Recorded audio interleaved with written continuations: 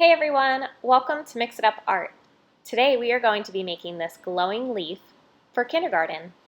To get started, you're going to get a sheet of black construction paper as well as a leaf template. If you don't have one of these, you can make it by printing out a template and cutting it out on some cardstock. You can place your leaf anywhere on your paper, at the top, at the bottom, you can put it sideways, up and down, however you want it. I'm going to place mine in the middle and tilt it a little bit to the left. You can also get some masking tape and put it on the back to stick it onto your paper, but otherwise you just want to make sure that you're holding it in place the whole time.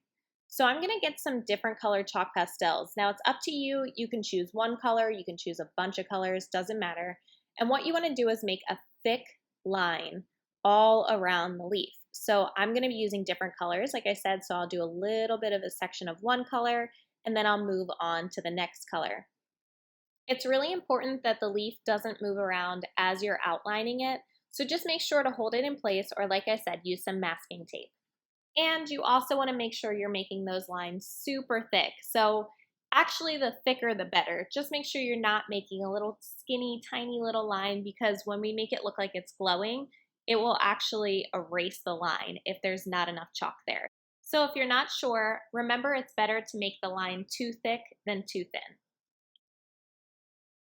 Once you're done making a thick line of chalk pastel all around your leaf, you're going to hold down the leaf template. Make sure it doesn't go anywhere and use one finger to drag from the leaf out to the edge of the paper.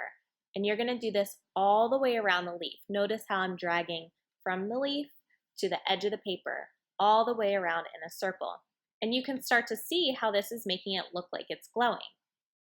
Once you're done smearing the chalk all the way around the leaf, you are going to remove the leaf template and reveal your negative leaf.